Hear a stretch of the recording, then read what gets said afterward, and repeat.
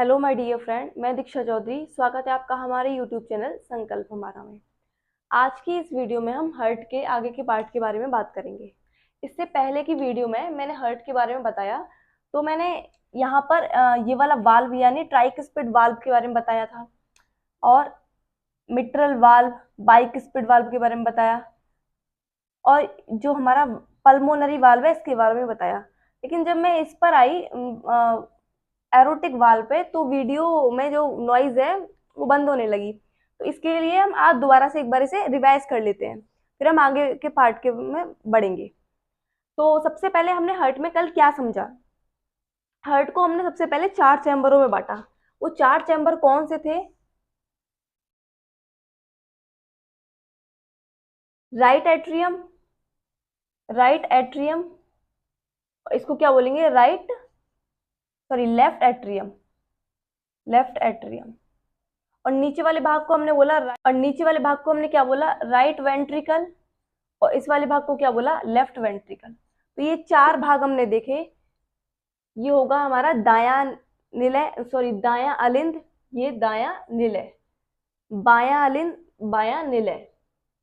उसके बाद हमने वाल्व पढ़े, यानी जैसे हम ऊपर से ब्लड आ रहा है, तो वाल्व क्या काम कर रहे थे? एक तरह से गेट का काम कर रहे थे कि ब्लड को ऊपर नहीं जाने देंगे, है ना। जो जिस डायरेक्शन वाल्व क्या काम करेंगे, आपका ब्लड या वाटर या कुछ भी है, तो वो क्या है, वो एक ही डायरेक्शन में बहेगा। वाटर कहाँ, जैसे नल, हेडपंप वगैरह में वाल्व लगते हैं, तो वो सब क्या करते हैं? पानी को नीचे नहीं जाने देते। तो ऐसा ही सेम कंडीशन इसमें है। हर्ट में क्या होगा? जो वाल्व लगे हैं वो ब्लड को ऊपर नहीं जाने देंगे। तो हमने 4 प्रकार के वाल्व देखे। वो 4 प्रकार के वाल्व कौन थे? पहला हमारा राइट एट्रियम और राइट वेंट्रिकल के बीच में एक वाल्व था। इस वाले वाल्व को हमने क्या बोला? ये जो वाल्व है, इस वाले वाल्व को हमने क्या बोला? वेलिकुल ट्राइकस्पिड, ट्राइकस्पिड वाल्व, या तो आप वेल्वोला ट्राइकस्पिड भी बोल सकते हो, या फिर ट्राइकस्पिड वाल्व भी बोल सकते हो। शब्दों में थोड़ी हेर फेर से थोड़ा मतलब अपना सेंस भी लगाना है, कि समझ जाना है कि ये वाल्व के बारे में बात कर रहा है। तो हमने राइट एट्रियम और राइट वेंट्रिकल के बीच में क्या देखा? एक वाल्व देखा, उसका क्या नाम था? Tricuspid valve. अब इसके बाद पल्मोनरी, जो हमारी पल्मोनरी आर्टरी है, ये वाली क्या है? हमारी पल्मोनरी आर्टरी, जो कहाँ तक जा रही है? लंग्स तक जा रही है। लंग्स तक क्या लेकर जा रही है? ये ब्लड लेकर जा रही है, डीऑक्सीजनेटेड, यानी इसमें ऑक्सीजन नहीं है।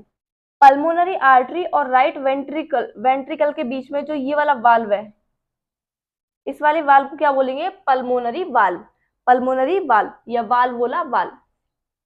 इसके बाद हमने देखा, इसके बाद हमने लेफ्ट एट्रियम या ऑरिकल। एट्रियम, अगर मान लीजिए पेपर में ऑरिकल शब्द आ गया, तो उससे भी हमें समझ लेना है। एट्रियम अलिंद को हम क्या बोल सकते हैं? एट्रियम और ऑरिकल, ऑरिकल। ये शब्द से भी क्वेश्चन आए हैं, ऑरिकल शब्द से भी क्वेश्चन वर्ड जो बने हैं। क्या पता अगर एट्रियम ना दिया तो फिर आप समझ ही नहीं पाओगे कि ऑरिकल क्या है। तो एट्रियम या ऑरिकल क्या है? लेफ्ट वाला, लेफ्ट वाला एट्रियम या ऑरिकल, और साथ में लेफ्ट वाला वेंट्रिकल के बीच में कौन सा वाल्व है? मिट्रल वाल्व या फिर बाइकस्पिड वाल्व। मिट्रल वाल्व या फिर बाइकस्पिड वाल्व, बाइकस्पिड वाल्व। अब उसके बाद हम ब्लड के सर्कुलेशन में कहां तक पहुंच गए थे? ये वाली जो हमारी नस थी, इसको हमने क्या बोला? Superior vena cava, superior vena cava, superior vena cava. और नीचे वाली क्या होगी? Inferior vena cava. इसको क्या बोलेंगे? Inferior vena cava, inferior vena cava. Superior vena cava के थ्रू ब्लड किसके अंतर्गत आया? राइट एट्रियम के अंतर्गत आया, या राइट ऑरिकल के अंतर आया। अब वो किस वाल्व के थ्रू गया? ट्राइकस्पिड वाल्व के थ्रू किस में गया? राइट वेंट्रिकल में गया। अब राइट वेंट्रिकल के बाद जो ब्लड है वो कहाँ गया? पल्मोनरी आर्टरी में गया। पल्मोनरी आर्टरी के बाद जो ब्लड है वो कहाँ गया? लंग्स में गया। ये ब्लड कैसा था? डीऑक्सीजनेटेड, इसमें ऑक्सीजन नहीं थी, यानी अशुद्ध रक्त था ये। अब ये अशुद्ध रक्त किस में गया? लंग्स में गया। लंग्स क्या करेगा? इसमें ऑक्सीजन मिलाएगा और इसको क्या करेगा? शुद्ध करेगा। शुद्ध करने के बाद जो पल्मोनरी वीन है, पल्मोनरी वीन क्या करेगी? इसको किस में लेकर आएगी? हार्ट के कौन से चैम्बर में लेकर आएगी? लेफ्ट आर्ट्रियम में लेकर आएगी। लेफ्ट आर्ट्रियम वाला जो ब्लड है, अब ये क्या है, ऑक्सीजनेटेड ब्लड है, यानी शुद्ध ब्लड है। अब ये शुद्ध ब्लड कहाँ जाएगा, नीचे लेफ्ट वेंट्रिकल में जाएगा। अब लेफ्ट वेंट्रिकल के बाद जो ये वाला, यहाँ कल हम यहाँ तक पहुंच गए थे, तो ये वाला जो वाल्व है ये कौन सी हमारी है, एरोटा, ऑर्टा। तो ये वाली हमारी क्या है, ऑर्टा। ये ऑर्टा, ऑर्टा और लेफ्ट वेंट्रिकल के बीच जो वाल्व पाया जाएगा इसको हम क्या बोलेंगे, ऑर्टिक वाल्व। ऑर्टिक वाल्व, इसमें वाल्व बोला ऑर्टिक, ये भी बोल सकते हैं, या फिर ऑर्टिका वाल्व ये भी बोल सकते हैं। तो ऑर्टा और लेफ्ट वेंट्रिकल के बीच में कौन सा वाल्व पाया जाएगा, ऑर्टिक वाल्व। यहां तक पहुंच गए। यहां से ब्लड कहाँ जाएगा, पंप होकर पूरी बॉडी में जाएगा। यहां से ब्लड पंप होकर कहाँ जाएगा, पूरी बॉडी में। जबकि यहां से जो ब्लड पंप हुआ था वो कहाँ गया था, केवल लंग्स में। तो पंपिंग का जो प्रेशर है वो किस में ज्यादा होगा, लेफ्ट वेंट्रिकल में ज्यादा होगा। पंप किस में सबसे ज्यादा तेज होगा, लेफ्ट वेंट्रिकल में, क्योंकि इसको कहाँ तक भेजना है, केवल लंग्स तक भेजना है, और इसे कहाँ तक भेजना है, पूरी बॉडी में भेजना है। अब इसके बाद जो हार्ट है, ये हार्ट कैसी पेशियों से बना है, हृदय पेशियों से बना है। अब ये हृदय पेशियों को के लिए भी क्या चाहिए, ब्लड चाहिए। यानी ये जो पेशियां हैं हृदय की, ये वाली, इनको क्या चाहिए, इनको भी तो ब्लड की जरूरत है। तो इनको ब्लड कहाँ से मिलेगा, लेफ्ट वेंट्रिकल और इन पेशियों के बीच में 3 प्रकार की नसें जुड़ी हुई होंगी। इन नसों को बोलेंगे हम coronary sinus. Coronary sinus, coronary sinus. ये कोरोनरी साइनस क्या करेंगी, हृदय पेशियों को, हृदय को क्या कहेंगी, ब्लड देंगी। जब इन कोरोनरी साइनस में ब्लॉकेज हो जाती है, यानी कोलेस्ट्रॉल इनमें जम जाता है, जो फैट होता है वो क्या है, इसमें जम जाता है, तो क्या होता है, ब्लॉकेज होने लगती है और हृदय में क्या, हार्ट अटैक की संभावनाएं बढ़ जाती है, हार्ट अटैक आने लगता है। मान लीजिए अगर पहली ब्लॉकेज हुई तो फर्स्ट हार्ट अटैक, अगर दो हुई तो दूसरी बार, अगर तीनों ब्लॉक हो गई तो फिर क्या, इंसान डेड हो जाएगा, क्योंकि ब्लड की मात्रा पहुंचेगी नहीं, तो क्या हो जाएगा, डेड। और दूसरे किन वजह से हार्ट अटैक होता है, ये जो हमारी वेन्स जा रही हैं, अगर इनमें कहीं भी मान लीजिए कोलेस्ट्रॉल जमने लगा, मान लीजिए यहीं कोलेस्ट्रॉल जमने लगा, तो जमते जमते क्या हो जाएगा, ये जो वेन्स है ये क्या, रुकने लगेंगी। इन जो हृदय में अब ब्लड है वो पूरी मात्रा में नहीं पहुंच पाएगा, जिससे क्या होगा, हृदय में दर्द होने लगेगा। अब ये पूरी तरह ब्लॉकेज होने लगेंगी तो क्या होगा, हार्ट अटैक की संभावनाएं हो जाएंगी, हार्ट अटैक आने लगेगा। तो किसकी वजह से आएगा ये, फैट या कोलेस्ट्रॉल, कोलेस्ट्रॉल की वजह से आएगा। फैट को आगे जब हार्ट में जाएगा तो वो किसके रूप में जाएगा, कोलेस्ट्रॉल के रूप में जाएगा फैट। तो कोरोनरी साइनस, अगर क्वेश्चन आए कि हृदय पेशियों को या हृदय को कौन ब्लड पहुंचाता है, तो कौन पहुंचाता है, कोरोनरी साइनस। कौन पहुंचाता है, कोरोनरी साइनस। उसके बाद हम पढ़ेंगे जो ब्लड है वो जो हमारा हृदय है वो कम से कम 1 मिनट में कितनी बार धड़कता है, यानी 72 बार धड़कता है। 1 मिनट में हमारा हार्ट कितनी बार धड़कता है, 72 बार, 72, 72 बार। तो 1 मिनट में हमारा जो हृदय है वो कितनी बार धड़कता है, 72 बार। और जब कोई रोगी हो या जब हृदय में कुछ कमी हो जाए तो कितनी बार धड़केगा ये, 150 बार। जब हृदय में क्या हो जाए, कोई कमी हो जाए तो कितनी बार धड़कने लगता है, 150 बार।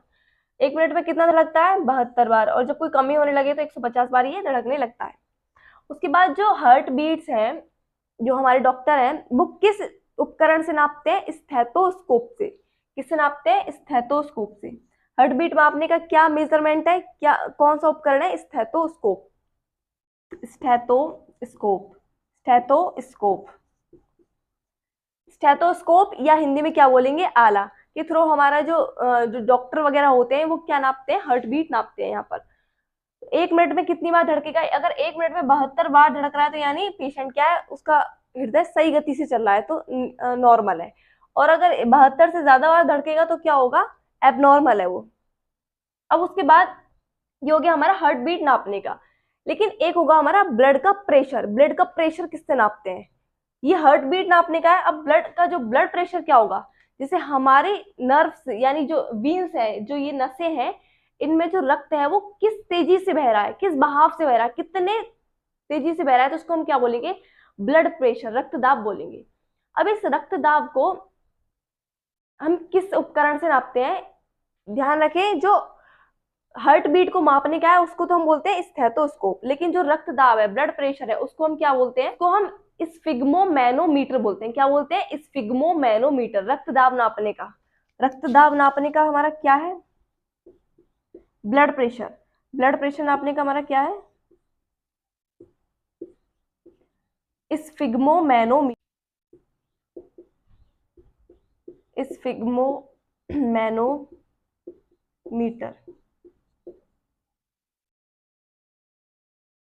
स्फिग्मोमैनोमीटर के थ्रू क्या नापा जाएगा? Blood pressure.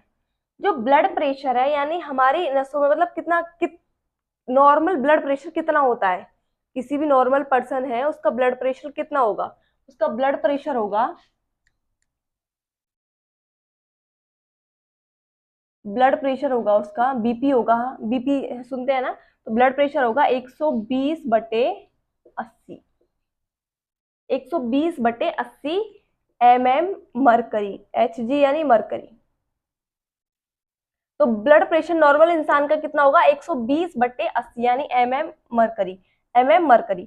तो ये किसके थ्रू नापते हैं? मरकरी। जैसे हमारे जो थर्मामीटर होता है उसमें भी क्या लगी रहती है? मरकरी लगी रहती है टेम्परेचर के मापने के लिए। और जो हमारा बीपी होता है उसमें भी क्या लगी रहती है? मरकरी लगी रहती है टेम्परेचर को मापने के लिए। तो कितना ब्लड प्रेशर होता है नॉर्मल? 120/80। क्योंकि नसों में ब्लड बहता है तो इसीलिए हम कहाँ लगाते हैं? इसे हाथ पे लगाते हैं। नसों में ही तो ब्लड बहता है। तो हमने डेफिनेशन में क्या समझा कि जो नसें होती हैं उनमें ब्लड का, रक्त का कितना दबाव है, किस दबाव से वो बह रही है, उसको हम क्या बोलेंगे? ब्लड प्रेशर, रक्त दाब बोलेंगे। इसीलिए वो जो ब्लड स्फिग्मोमैनोमीटर होता है उसको हम कहाँ लगाते हैं? हाथों में लगाते हैं। यहाँ पे आपने देखा भी होगा, यहाँ पे एक इस तरह पंप से करते रहते हैं, तो ब्लड प्रेशर मापने के लिए होता है। तो नॉर्मल इंसान का ब्लड प्रेशर कितना है? 120/80। ये जो 120 है, 120 ऊपर क्या है? ये है सिस्टोल। सिस्टोल। और जो नीचे 180, जो 80 है, इसको हम क्या बोलेंगे? डायस्टोल। अब सिस्टोल का मीनिंग क्या है? सिस्टोल का मीनिंग है संकुचित होना। संकुचित होना। जैसे बैलून को लीजिए, बैलून लिया, बैलून में क्या करा? बैलून की जो हवा है उसे निकाल दी, निकाल दी। अब क्या होगा? वो संकुचित हो गया यानी वो पिचक गया। तो अब उसमें से क्या? एयर निकल गई। यानी अब जो हमारा ब्लड है, जब ब्लड पंप होगा यानी जब हृदय ब्लड को पंप कर देगा, तो वो क्या होगा? उसमें से ब्लड तो निकल गया, तो वो क्या होगा? संकुचित होगा। तो उसे ज्यादा प्रेशर से देना पड़ेगा क्योंकि ब्लड को पूरी बॉडी में पहुंचाना है, तो ज्यादा प्रेशर लगेगा। तो कितना प्रेशर होना चाहिए? 120। उसके बाद डायस्टॉल में क्या आएगा? बलून को लीजिए, बलून में एयर भरिए, जब हम हवा भरेंगे तो क्या है? उसका आकार क्या है? बड़ा होगा, फैलेगा वो। तो डायस्टॉल में क्या होगा? जो हृदय है वो उसमें फैलाव आएगा।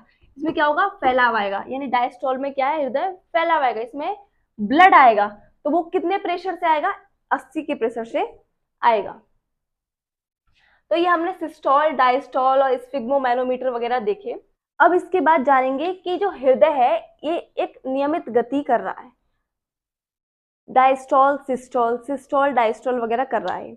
अब इसकी इस गति को नियंत्रित करने के लिए एक उपकरण भगवान ने इसमें लगाया हुआ है। वो उपकरण क्या है? SAN। वो कहाँ लगा होगा? यहाँ पर SAN। वो SAN किस में लगा हुआ है? ये राइट एट्रियम। राइट एट्रियम यानी दाया अलिंद में, दाया अलिंद में क्या लगा है? SAN। ये SAN क्या है? SAN की डेफिनेशन क्या है? इनकी डेफिनेशन है sino atrial node. Sino atrial node. Sino atrial node. Sino atrial node. Sino atrial node. ये sino atrial node question paper में पूछा जाएगा कि साइनो आर्ट्रियल नोड किस तरफ पाया जाएगा, कौन से चैम्बर में पाया जाएगा? तो ये हार्ट के कौन से चैम्बर में पाया जा रहा है? राइट एट्रियम में। राइट एट्रियम या राइट ऑरिकल, कहाँ पाया जाएगा? राइट एट्रियम में। Sino atrial node. अब इसका क्या काम होगा? ये हृदय की गति को क्या करेगा? नियंत्रित करेगा। जैसे अक्सर टीवी और पिक्चरों में हमने देखा होगा, जो हृदय को इलेक्ट्रिसिटी टाइप में हम यहाँ पे झटका देते हैं, यहाँ झटका देते हैं, तो वो झटका किस लिए देते हैं? ताकि हृदय एक नियमित गति से, जब वो तो हम एक्सटर्नल रूप से देते हैं, जब क्या है, हम हृदय की जो साइनो एट्रियल नोड है काम करना छोड़ देता होगा, तो क्या करते हैं, बाहर से हम झटका देते हैं। लेकिन अब हृदय को, स्वस्थ मनुष्य में हृदय को नियंत्रित गति करने के लिए एक उपकरण चाहिए, उसको हमने क्या बोला, साइनो एट्रियल नोड। ये क्या है, नेचुरल पेस मेकर है। पेस मेकर का आपने नाम सुना होगा, क्या है ये, नेचुरल पेस मेकर, प्राकृतिक natural pacemaker, natural pacemaker, natural pacemaker क्या करता है, हृदय को एक तरह से झटका टाइप में देता है, जिससे कि जो जो ब्लड है वो एक पर्टिकुलर किससे गति से क्या करे, पर्टिकुलर दाब से पंप करे। नेचुरल पेस मेकर है। जब ये नेचुरल इंसान का, मनुष्य का नेचुरल पेस मेकर खराब हो जाता है, तो क्या होता है, इसमें जो डॉक्टर वगैरह होते हैं वो क्या लगाते हैं, एक बैटरी टाइप में लगा देते हैं, आर्टिफिशियल पेस मेकर लगा देते हैं यहाँ पर। फिर वो क्या काम करता है, वो ही हार्ट को क्या करता है, हार्ट की जो गति है, ब्लड की, ब्लड सर्कुलेशन की गति है, उसको क्या करता है, नियंत्रित करता है। लेकिन जो स्वस्थ मनुष्य है उनमें कौन करता है, साइनो एट्रियल नोड यानी natural pacemaker cyano atrial node करता है। तो आज की इस वीडियो में हार्ट के सभी पार्टों के बारे में बातें कर ली। अब इससे नेक्स्ट वीडियो में हम अगले भागों के बारे में जानेंगे। मिलते हैं नेक्स्ट वीडियो में। अगर आपको मेरी वीडियो अच्छी लगे तो प्लीज मेरी वीडियो को लाइक करें, चैनल को सब्सक्राइब करें और इसे ज्यादा से ज्यादा अपने दोस्तों में शेयर करें।